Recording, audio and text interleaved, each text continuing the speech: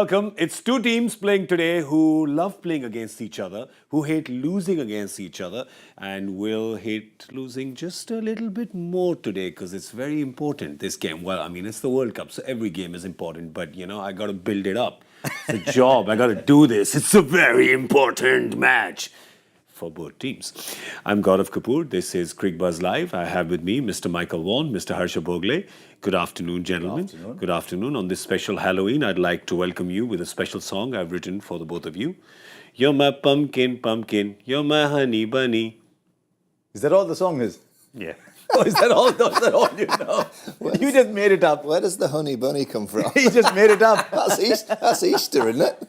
No, it's a real song. I'm feeling it for the two of you. And you ate some pumpkin this morning in the Halloween spirit. I'm going to order some pumpkin just to get into the group. Pumpkin risotto. Yeah? Yes, sir, good shout. Yeah. I have pumpkin bharta, like you make baigan ka. Pumpkin ka is outstanding. Yeah. It's inherently sweet, you know. Yeah. Like personalities. We're going to get some pumpkin pie, perhaps. But I'll tell you something.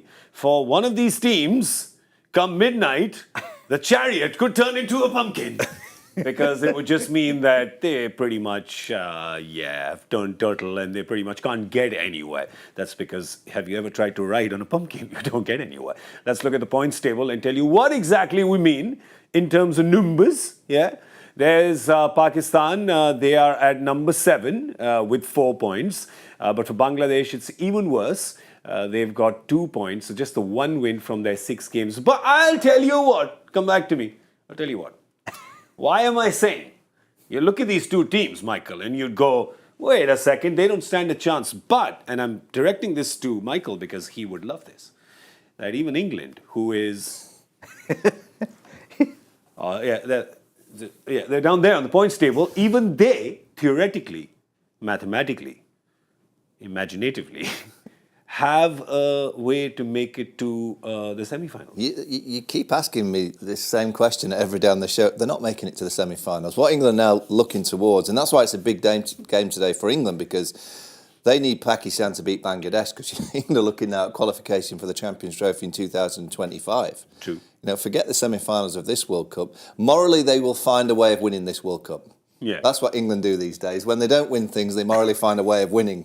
They won the Ashes morally, so let's just claim that Ashes. And they will find them somehow that they've won. Or it'll be void. Stuart Broad, he voids series when it doesn't go the way of the England side. So England will either morally win this World Cup or find a void. So it's a big game for England, but it's a huge game. I read the report of England's semi-final at the rugby where they lost by a point. Did we win that? No, but I read the report, and about 70% into the report, I said, but I thought some other team won. But they did deserve to win that. Yeah, they played well, did. apparently. Yeah. They deserve to win everything they enter. So it's a moral victory. As Michael explained in the show a couple of days ago, that if they manage to beat just one of the people who make it to the semi-final, that's win. But jokes apart, seriously, for Pakistan and Bangladesh, it's very serious business, Harsha, isn't it? And there's a lot of history there between those two sides. Pakistan will hate losing to Bangladesh. The two teams they don't want to lose to, and doesn't include India. The two teams they don't want to lose to are Afghanistan and Bangladesh. That's right. Yeah. They've lost to one of those, and now they don't want to lose to Bangladesh because the repercussions will be huge if they lose to Bangladesh. Even more than they already are because there's turmoil. So they'll fall out if they lose to Bangladesh because they've not fallen out already. They will just have to dissolve the PCB because I think that's the only step that is left because there has been absolute chaos and confusion, or business as usual, as you'd like to call it, with the PCB in the last few days. Pakistan starts losing and suddenly things start shaking as per usual. Some more WhatsApps might make it to the news. Yeah, that's right. Some more WhatsApp messages. So tell us. I mean, I have two people here who've got their pulse on world cricket. Tell me some goss. I had the day off yesterday. So tell me some goss. What's going on with protein, carbs? Can you talk gossip on mass media? Well, yeah. No, but the thing is, the juice. Rashid Latif always seems to know the inside story of what's happening. Rashid Latif says that the PCB chairman's not taking Babar Azam's calls. Nor is the COO, he's not taking his calls. So the PCB chairman says, hang on, I am, here's a WhatsApp. Oh. And so that WhatsApp message with the number saved as Babar Azam new makes it out, saying, I've not tried to call. No, don't. Unacceptable, though, Michael. This kind of stuff is just... It's ridiculous. It's petty. No, it's ridiculous. I mean, you're in the middle of a World Cup. Pakistan Correct. still have a chance. And I go back to, Inzamam resigned yesterday as the chairman, so I don't know who's picking the side today. And that's on the back of conflict of being involved in a sports management company. He's related to Imam. Like I said it on the show yesterday, I'm sure he was related to Imam before he got the job. Yeah. So I'm pretty sure that they knew that anyway. But it's typical Pakistan cricket. In 2009 in the T20 World Cup, the chairman of selectors resigned during that tournament. And guess what happened? Correct. Pakistan won the tournament. No. So I always look at Pakistan, and again I said it yesterday, if there was ever a team that kind of can deal with controversy better than any other team, it's Pakistan. It's almost like they need it. I think you're right. They almost need to they're fighters, and they like to scrap. I thought against South Africa they were excellent, and they got very, very close to beating a really good South Africa side. That LBW down the back end, Harris Rauf, it could easily have gone their way. They're a dangerous team, and they've got, obviously today that I have them as favourites. Then they play New Zealand. They'll be hoping that South Africa beat New Zealand tomorrow. If they do, that game against New Zealand, if they win today, becomes a monster. And then they play the Minnows, England at the end. So Minnows. they have a chance. They can win the last three games, Pakistan, without any question. So basically, their last game against South Africa, what Michael is trying to say, was a moral victory for Pakistan. Yeah, they won that game. Yeah, they won that game. But how much, Harsha, do you think that can be a springboard for them? It's right. Wounded Tigers. What was that? What was that T-shirt of Imran Khan? Cornered Tigers. Cornered Tigers, right? It's almost like it's their tradition. You got to corner them. You got to put them in a bunch together. And that's when it's them against the world. They won 1992 when they were thinking of booking return tickets. Yeah. Literally, Intikhab Alam and Imran Khan, the story came out, they were thinking of booking return tickets. Then it rained in that game, in which they were gone. They got the point. They got in and they won it. 2017 Champions Trophy, they won. Yeah. After that first game, you thought they'd send their D side out. And they won that. 2019 World Cup, they went out on net run rate, winning the last 4 games on the trot. Yep. Then the last T20 World Cup, they lost their first 2 games and then almost beat England in the final. They should have beaten England. Yeah. So what has happened before has no connection with what is going to happen next. Yeah. So if you have 6 points on a curve, you're taught to join the 6 points and extrapolate. Yeah. With 9 teams out of 10 in this World Cup, you can extrapolate. Yeah. With the 10th team, you'll have a curve going like this, and then they'll go there. Yeah, absolutely. You have actually, what Harsha is saying, their unpredictability is almost becoming predictable, right? The fact that you push them in the corner and then they do something, and we're all basically just counting on that happening today against Bangladesh. They're going to be bowling first today. So Bangladesh bats. Let's have a look at the teams and see what are the changes. Pakistan has made 3 changes in their team. No surprise there at the top. Uncle gone, nephew gone. Right? Nephew's out of the team as well. So Fakhar Zaman plays in their place. They bring him back. Well, it's slim pickings there anyway. They're relying more on Abdullah Shafiq. Then you go down, of course, usual, Babar Azam, Mohammad Rizwan, Saud Shakil, Iftikhar Ahmed. Then they have 2 changes. They've got Salman Aga Salman, and Usama Mir, who of course comes in for the injured Shadab. He had gone off the field the other day. And then you go down to and Nawaz also. Shaheen Shah Afridi, Mohammad Wasim Jr., who was really good in the last game, and Harris Rauf, who, needs to really They're playing 4 bowlers, and they're banking on the fact that there's a lot of left-handers in that Bangladesh side. Yep. So Agha Salman will bowl off breaks, Iftikhar will bowl off breaks, and if required, they might get Saud Shakil to bowl a little bit. But that is their 5th bowler, which means that in those 4, they cannot afford to have anyone having a bad day. And already Usama's had a bad day. Haris Rauf is having a bad couple of weeks. So they can't afford any trouble there. But they've pushed their batting all the way down. At number 7, they've got a full-fledged batter. Yeah, but also the other problem is they can't not only have a bad day, they can't have a Shadab situation like they did in the previous game. That they can't have at all. They can't have somebody going off. So, yeah, they've decided to go batting heavy. But let's just talk about Fakhar Zaman for a second, because it's almost like it's 6 of one, half a dozen of the other, right? There's not much to choose from between the two, but they've decided first to go, leave Fakhar Zaman out and now bring him back in place of Imam. Yeah, I mean, it's quite obvious with the announcement yesterday of Inzi stepping down that Imam wasn't going to be playing, but you just look at those numbers, I don't understand the selection. Fakhar Zaman is a decent player, but, I always believe in teams that you stay consistent. Yeah. You know, England have had a real problem in this World Cup because they've been very inconsistent with their selection. It's just not worked. Teams that stay very, very consistent. That goes, you know, to the IPL. You look at the IPL teams that play the best. They're very consistent with their selection. Teams that have success over a period of time, players trust that they're going to get a good run in the side, swapping and changing. I've never seen it work in any sport. Yeah. You know, and I don't quite get that selection. You know, Faka might have a good day out, but I don't agree that Iman should lose his place. On the back of what happened with Inzamam, clearly it's been an issue internally at the PCB. Something's going on there, but I don't think it's fair on a player to lose his place on the back of what's happening off the field. The only reason they might have picked Faka is in the past, when he's got set, he's gone and make big hundreds. Yeah. So as you said, when you said is half a dozen of one and 6 of the other, even with Faka, you never know which Faka is coming in. Yeah. It could be someone who makes 170. Yeah. It could be someone who'll play, who'll come out without a sense of timing. Yeah. He'll play weird shots and get out for 10. Yeah. Yeah. So you have no idea what to expect. He's coming out of an injury, so I don't know how much of a hit he's had in the nets. He hasn't batted for a long time. Interesting. Yeah, well, that's right up top. Let's have a look at the Bangladesh team and then we'll dissect Pakistan's batting bowling a little more. There's the one change here.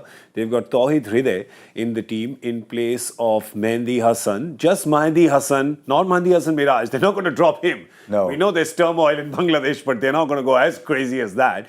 So the bowler, Mehdi Hassan, has been dropped, and that's the one change that they've made. Harsha, what do you make of that?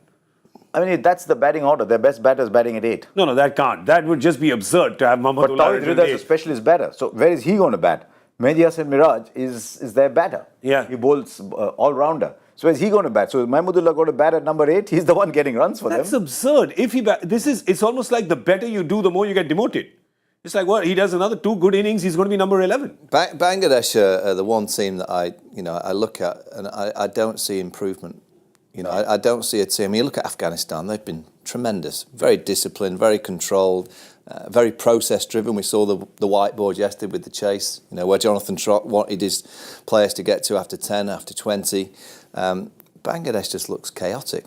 Yeah. You know, and that's in selection, it's in batting lineups. Tamim Iqbal not being at the tournament, I think he's a wonderful player. Clearly, there's some kind of dynamic that's not right in the side. I know they asked him to bat in the middle. He said, "No, I'm a top order player." To see no Tamim Iqbal, who's a player on his day, can beat anybody. You know, he's a player that can get you 100. Tells me that they've got internal problems. That most teams have got internal problems. I think there's only India. Why is that? No, but I tell you something. Bangladesh is competing with Pakistan always in terms of internal turmoil. They always are. The captain saying stuff, captain disappearing midway. Well, Babar's not done that, but you know the what I mean? chairman yesterday at Bangladesh, I saw him release a statement. There seems to be a lot of statements being released at the minute, and his statement was very much supporting the players. They've got the backing of the chairman.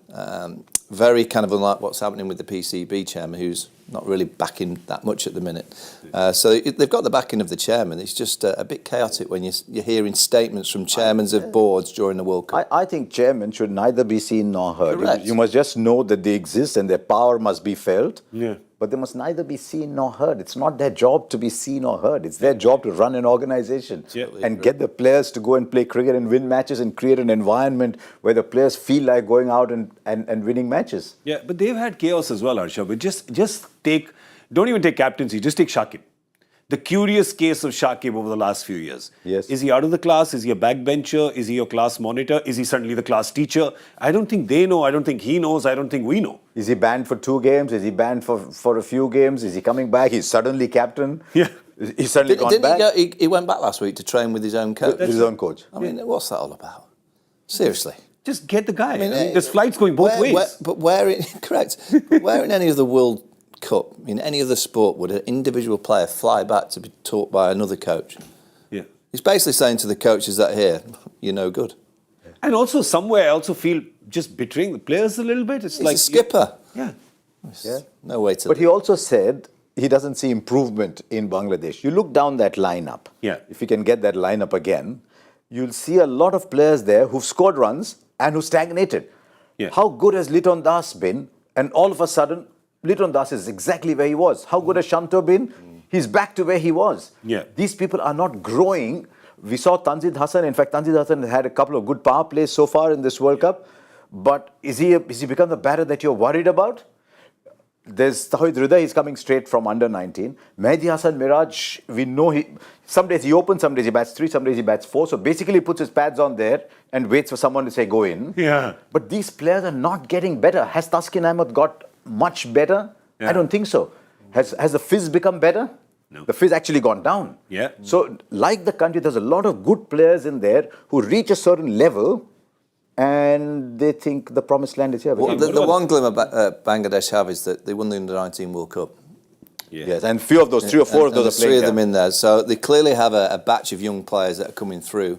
I've spoken about England need a reset. Bangladesh cricket needs to almost look at that Under-19 group. And not all of them are going to be world beaters, but there'll be a number of them that could become very much together as a group, a team, because they've already won a trophy. Yes, it's the Under-19, but they know how to win a trophy. Yep. And it's sometimes that you have to almost buy a bit of time and bring those youngsters through together as a group, and they might end up with a more collective. I look at Bangladesh cricket, I think they all play as individuals. They all play for their own numbers There you go. to And get that's their what own captain score. Goes away, it makes it worse. It's all about themselves, and maybe that's because they're not back completely and they're looking at their own kind of. I look at a player. It's like their own share price. Yeah. They're looking after their own share price rather than the collective team share price, Yeah. and that's because of all these franchise leagues around the world. They probably look after themselves. They'll get more of a gig in some of these leagues around the world. Somehow, Bangladesh cricket has to try and collectively get the group together once again. It's a very logical conclusion to draw from players going, coming back, the batting order shifting up and down. It's quite a logical conclusion to make over there. But just like England needs a reset, I think Bangladesh cricket needs a hard reboot. That's what they do. You know those old computers from the 1990s? Why are you looking at me when you talk about computers from the 1990s? Both of you. Looking at both of you. 80s? I did an 70s? When I passed out of my engineering college and went to management school, I was the only engineering graduate on campus who'd never seen a computer. There you go. Because you had to book computer time 2 weeks in advance and go with all those. No, I won't tell you. People realize how old I actually am. Stop But we had to it. punch cards. Yes. We had to punch cards. In fact, Harsha's first letter back home from college was actually a scroll. Written with a On parchment. on parchment paper. And a pigeon carried it across. That's right. But mine, well, I'll tell you mine. I actually etched it on the marble and there was 2 people on horseback who took it home. Anyway, let's talk about Shakib, just about him, because he has had a World Cup in 2019 and he's having a World Cup here. Chalk and cheese. I mean, they could not be more different.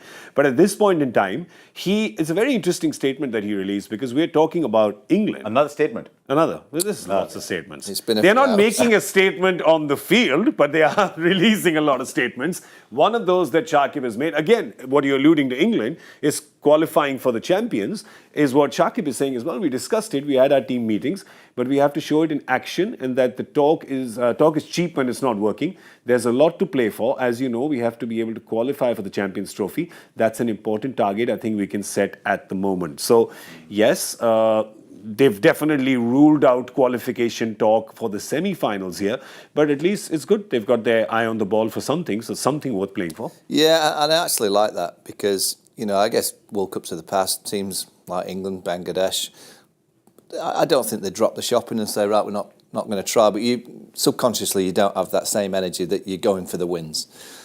So I really enjoy the fact that you have to qualify for the Champions Trophy. Bangladesh are a long way short of looking to qualify because they've just not played anywhere. Like to lose to the Netherlands, and let's be honest, the Netherlands battered them. They hammered them. Yeah. They batted so poorly. Was it all out for 142? Yes, there was a little bit of spin, but you're not telling me that Bangladesh batters haven't seen spin before. It's probably the only thing they've seen If it's in their home series. If it's hooping around corners and it's bouncing and it's keeping a bit low and someone's bowling 90 miles an hour, I go, yeah, that's quite hard to face. But when they're facing off spinners, Dutton Ackerman is bowling half decent off spinners. They're brought up with that, so they've been very, very disappointing. And it's good that the captain's given them that little goal. Their goal is now to win games of cricket to try and qualify for the 2025 Champions Trophy. It will be the same discussion that Joss Butler's having with the England team as well. Yeah, it's good that he's given them a purpose. It would be even better if he gave them some runs. He's gone searching for them. Just look, he has TS of 61. I don't mean top score, I mean total score in 5 matches. Where he made 600 runs in the last World Cup. Yep. He batted 3, I think, in that World Cup, and he made 600 runs. But for a long time, he's been their best batter and their best bowler. And at the moment, if he's not scoring runs, suddenly look, Mushfiqur Rahim, he's been a very good player for them, but he's clearly passed the curve. Yeah. There's no Tamim Iqbal. The three players who define their batting, Yeah. all of them are on the wrong side of this particular World Cup. And that's why the Liton Dases and the Shantos have to come up and take the pressure off and score runs. Yep. But they're not doing that. So Shakib has to find a way to score runs. Who knows, maybe he'll come out and bat at 3. I wonder if that is the answer. Yeah. You know, I just wonder whether sometimes when your team are performing really badly, rather than change personnel, just changing positions in the order can help. Again, I keep going back to England. I look at Josh Butler; he's batting too low. Josh Butler should bat 4 for England. Yeah. He's a player that can get you a 150. Yeah. He really is that good. Batting at 5 and 6, he's almost waiting for the damage to be done before he tries to come and repair it. Get out there and get England on the front foot and let someone else repair it. He's too good.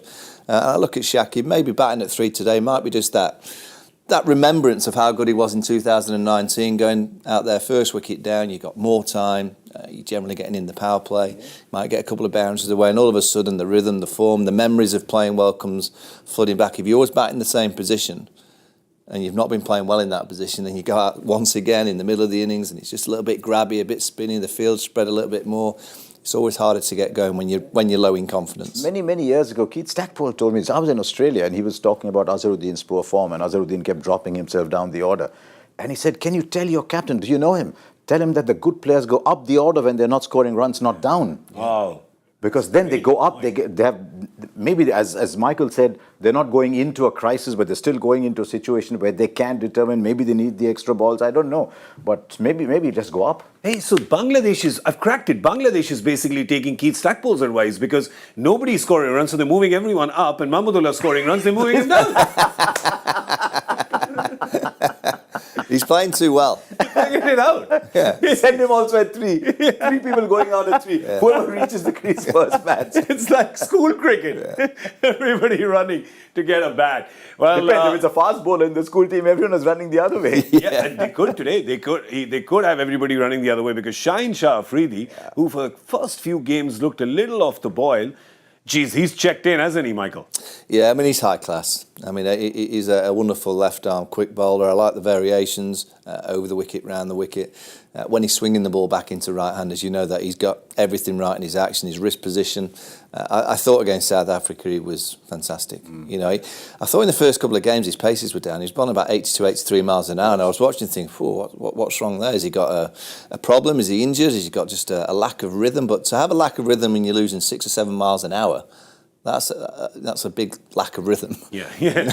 So I just like the fact that he's got that momentum in his run-up. I think his run-up is very key to his bowling because he's got to get that momentum through the crease, and then you see the paces. And when the paces are up for Shaheen Shah, he's right up there with the best in terms of setting the tone, because he sets the tone not only with bowling dots and bowling with aggression, but he generally sets the tone with getting early wickets, and that's what Pakistan have been lacking. Make a valid point. In Pakistan, they used to call him first over Afridi, because he always got a wicket in the first over. The number of times he's got wickets in the first over, either bowled or LBW, by the way. Yeah. Because that's how straight he was when that ball was swinging into the right hand and swinging in very late. But this year, he's getting a lot of wickets, but he's getting them second, third spells. He's still not getting them in the first spell. Pakistan only have 6 wickets, or so 5 wickets, I think, in the power play so far. And Hassan Ali's got 3 of those. Yeah. So they're not getting enough wickets in the power play. When Shaheen Afridi knocks over people in the power play, Pakistan's a different side. There is also a lot of, because I got my ear on the ground, there's a lot of chatter, gents, about him being a contender of the next white ball captain. Because obviously we've heard a lot of talk happening about, Babar, his captaincy. And well, resignation letters have already started coming in. One from the selector. Will you have one from the captain after the tournament? I don't know, but he's had he's lifted trophies in the PSL. He's lifted a couple, I think. But sometimes in T20 cricket, it's I'm not saying that a captain doesn't do anything in T20 cricket, but the game kind of sets itself up naturally in T20 cricket. There's matchups that they get pieces of paper these days, and they all know the matchups. I don't think as much man management happens in T20 cricket as it does in 50-over cricket. I think there's more to do as a captain in 50-over cricket, test match cricket, managing players, managing scenarios. It's obviously a longer game, so you're out there all day. So I do think it's harder to captain a 50-over team. I just don't like the lack of respect that Babar Azam is being showed. Yeah. You know, I just think it's a disgrace that these stories are being leaked. The stories that Shaheen Shah Afridi is going to be the captain. Babar Azam is a wonderful player, world class, been fantastic for Pakistan, been fantastic for the world game. And when you're seeing these kind of stories about captains during a World Cup, leave it till the end. Yep. If at the end of the World Cup you think that he's not the right person to take Pakistan forward as a captain, no problem. You're allowed to make that decision.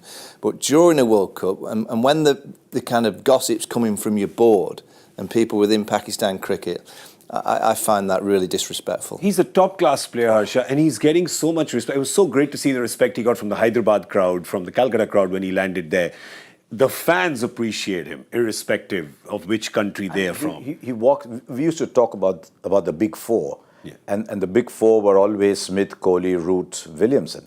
And I think over the last 3 years, he said, no, it's Big five. It's not only big five. I'm actually in the big four. Yeah. If you want to knock somebody out, he was that good. Wow. And remember, on this track, it's going to turn on this track in Kolkata. Yep. If you want a batter to win you a game, that batter is Babar Azam. So he's got to be feeling very good about playing for Pakistan, about leading Pakistan.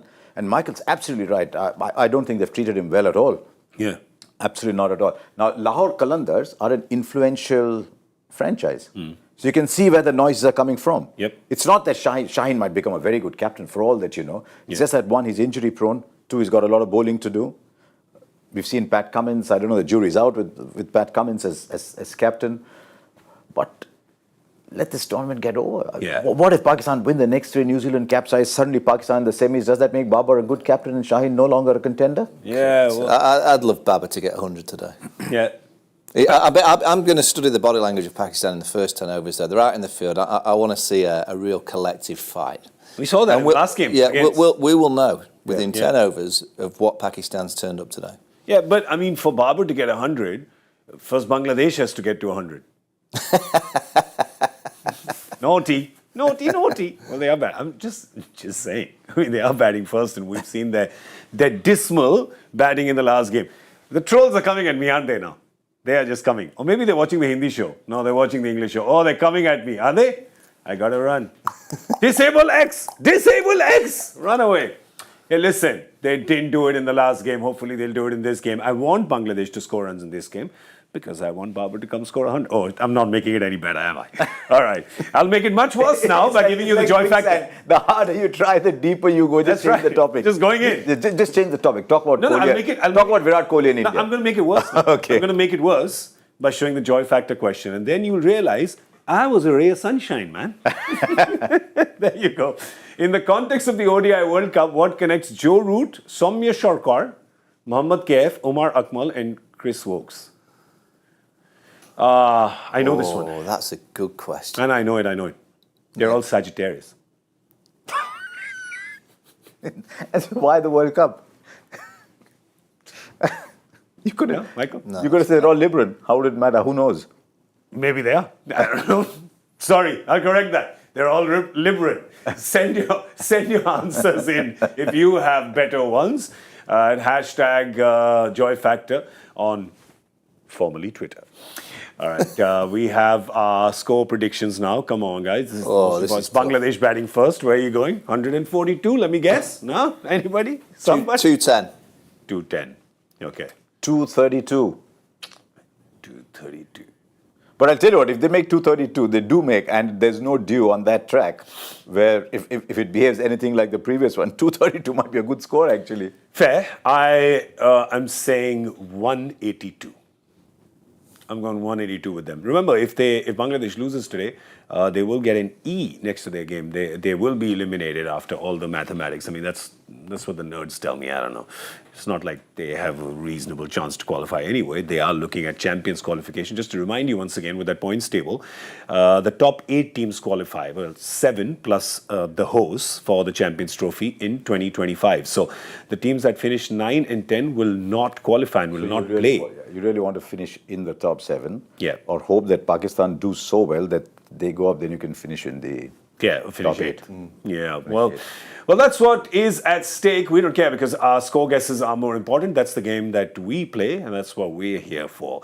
We'll also be here at the end of the 15th over for Cricbuzz Combox to a little stock check of Bangladesh batting first in Kolkata.